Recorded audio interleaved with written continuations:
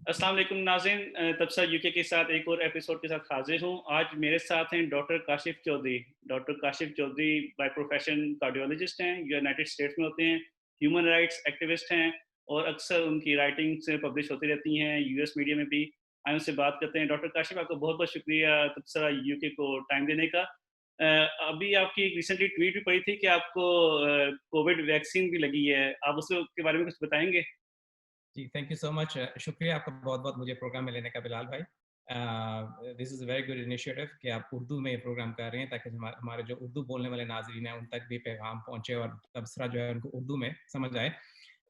मुझे हाल में कोविड हुआ था खुद को और अल्हम्दुलिल्लाह मुझे बहुत माइल्ड केस हुआ था और मैं और मेरी बेगम जो है दोनों ठीक हो गए बिल्कुल अल्हम्दुलिल्लाह विदिन अ मंथ।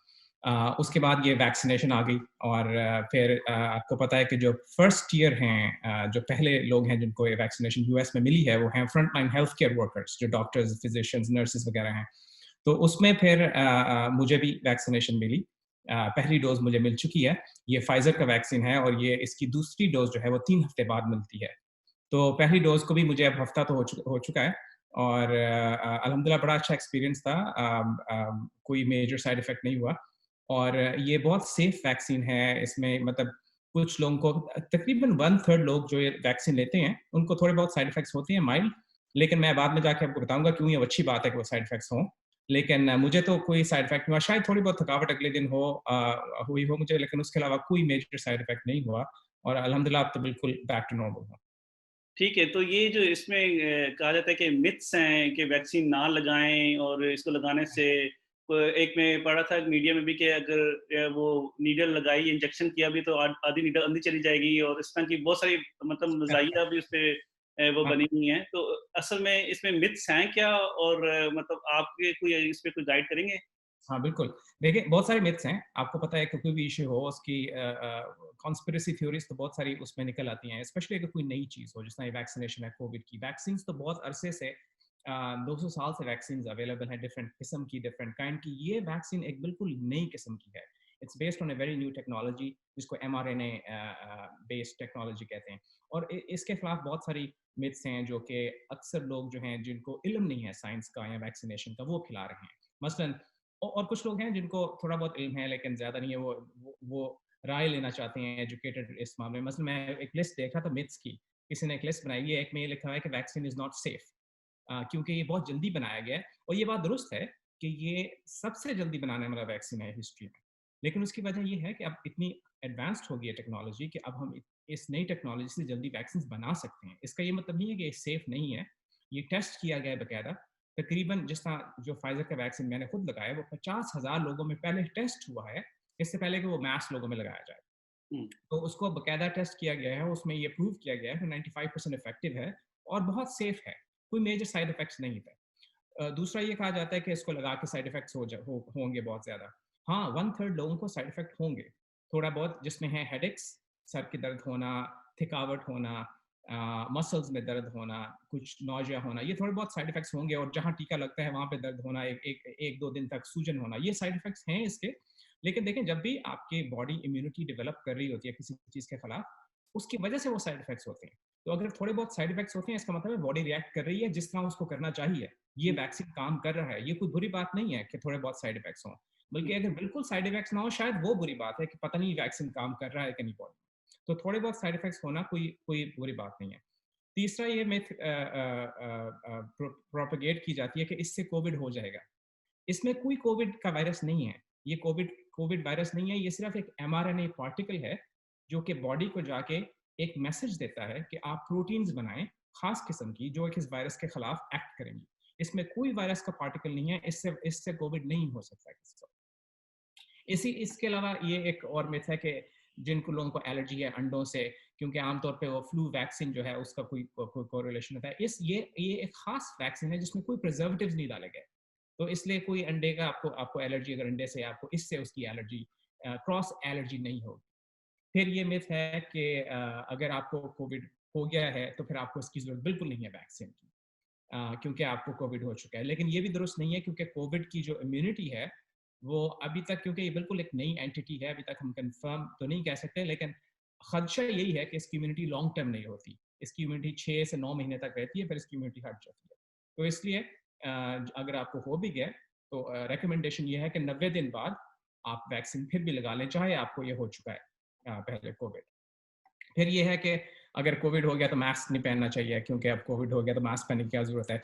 लेकिन ये समझने की ज़रूरत है, कोविड वैक्सीन तो आपको बचाने के लिए, लेकिन आपको कोविड का वायरस तो आप फिर भी कैरी कर सकते हैं। ये कोविड वैक्सीन आपको प्रिवेंट करेगा कि आपको डिजीज ना हो, आप सिवियरली इल ना हो, लेकिन आपके नाक में या आपकी मुंह में कोविड का वायरस तो फिर भी आ सकता है। तो अगर आप मास्क नहीं पहनेंगे तो आप दूसरों को ट्रांसमिट कर सकते हैं।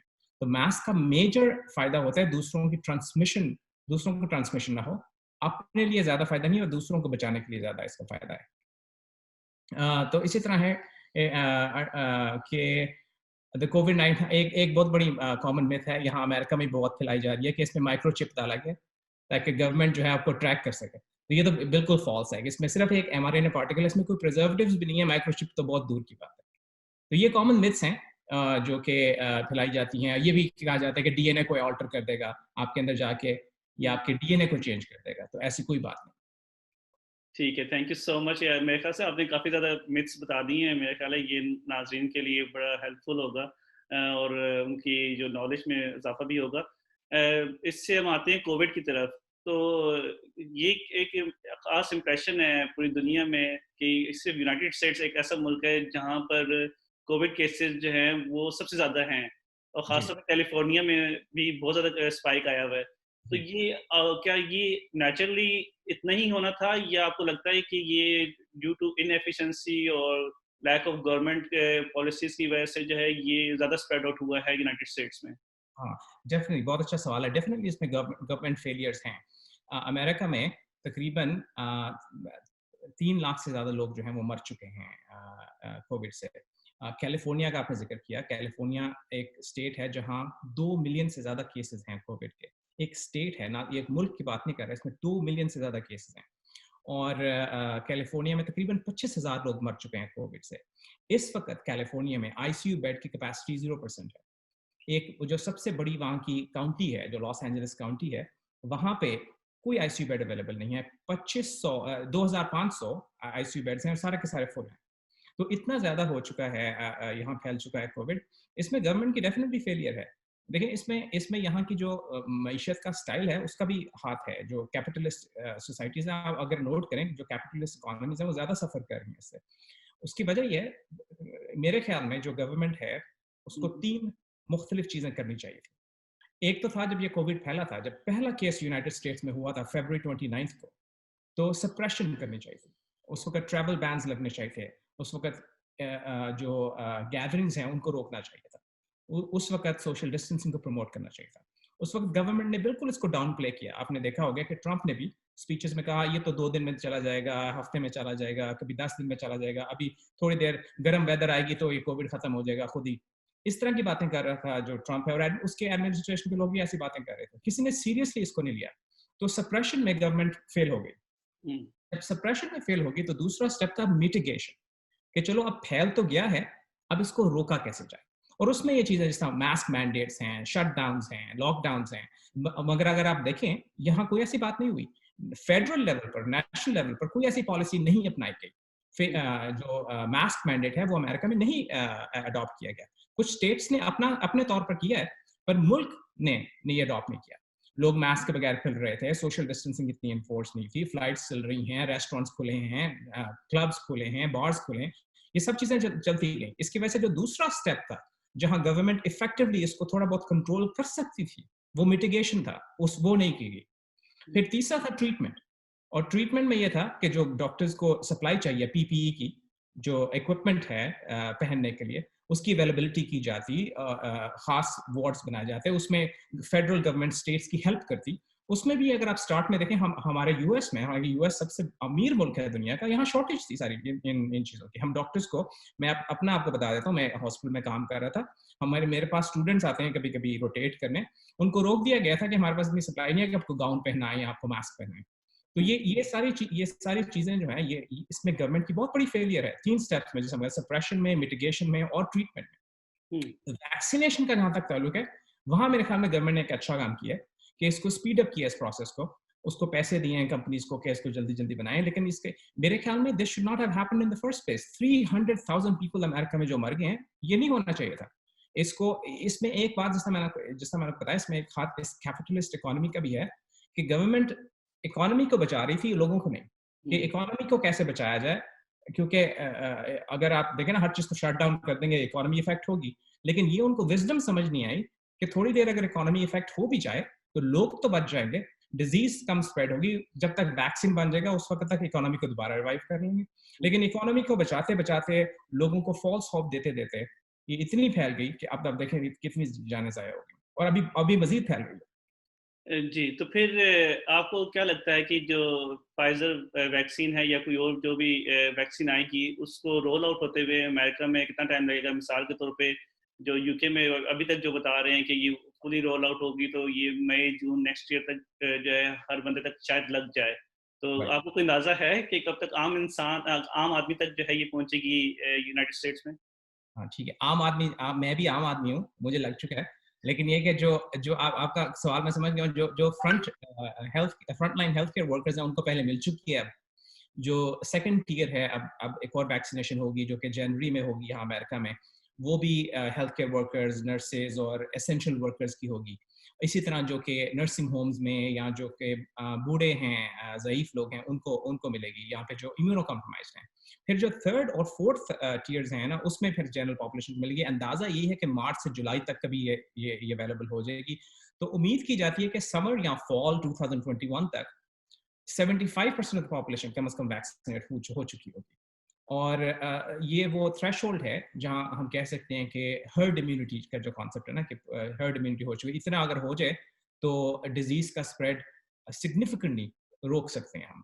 तो उम्मीद की जा सकती है, अभी तक जो एस्टिमेट्स हैं वही हैं कि anywhere between the summer and fall of 2021 इंशाल्लाह मास वैक्सीनेशन हो जाएगी। इंशाल्लाह, लेट्स होप। तो अब हम आते हैं कोविड से यूनाइटेड स्टेट्स ऑफ अमेरिका की पॉलिटिक्स पे। तो प्रेसिडेंट ट्रंप जो हैं वो 21 जनवरी को जा रहे हैं और प्रेसिडेंट इलेक्ट बाइडेन जो हैं वो 21 ऑफ जैन को ओथ ले रहे हैं।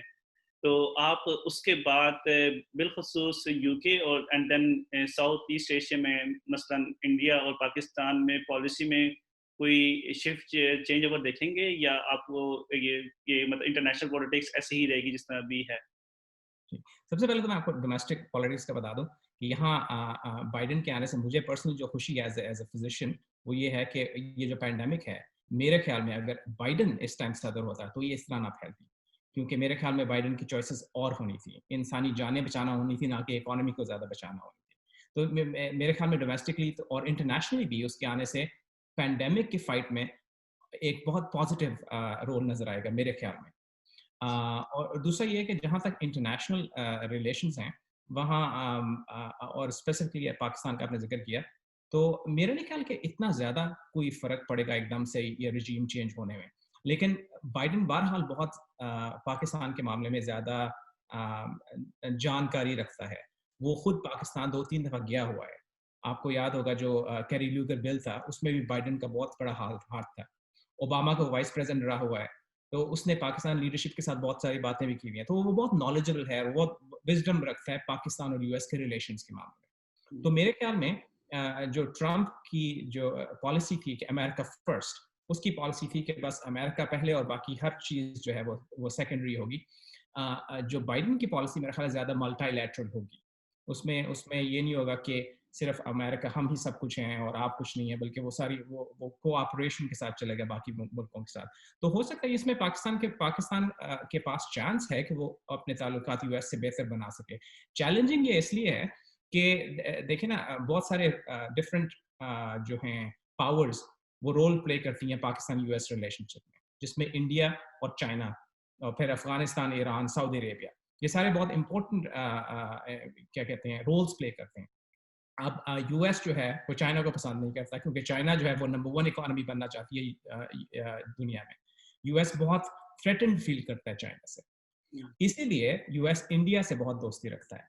और हालांकि इंडिया एक बहुत लीडिंग इकोनॉमी है दुनिया की, लेकिन अमेरिका इंडिया से थ्रेटन फील नहीं करता, बल्कि उसको यूज करता है चाइना के खिलाफ। और पाकिस्तान जो है वो चाइना का दोस्त है। पाकिस्तान को ये मेरा ख्याल है अमेरिका को कन्विंस करना पड़ेगा कि उसकी जो चाइना की दोस्ती है वो रहेगी, उससे वो थ्रेटन फील ना करे यूएस और उससे दोस्ती फिर भी रखे। लेकिन कोई ड्रास्टिक चेंज मेरा नहीं ख्याल आने वाली है बाइडेन के आने से।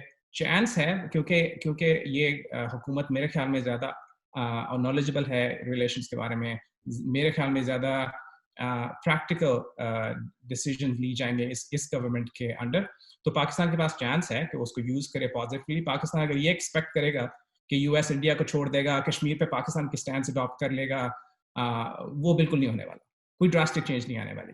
लेकिन हाँ, उनको चाहिए कि प्रैक्टिकल रहें और जितना वो कॉम्प्रोमाइज़ कर सकते हैं इस रिलेशनशिप से, वो उससे फ़ायदा उठाएँ।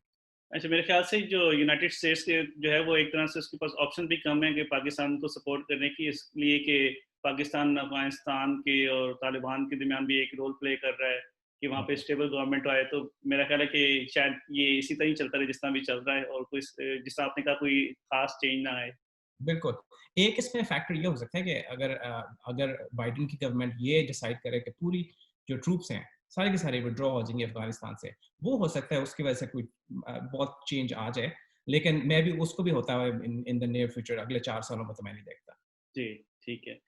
मेरी तरफ से इतना ही। थैंक यू सो मच कि आपने हमें टाइम दिया। इंशाल्लाह मैं आपको दोबारा भी किसी और टॉपिक पे आपसे बात करूँगा। Thank you so much for giving us this opportunity. Thank thank you you. So much Bilal भाई for having me. Appreciate it.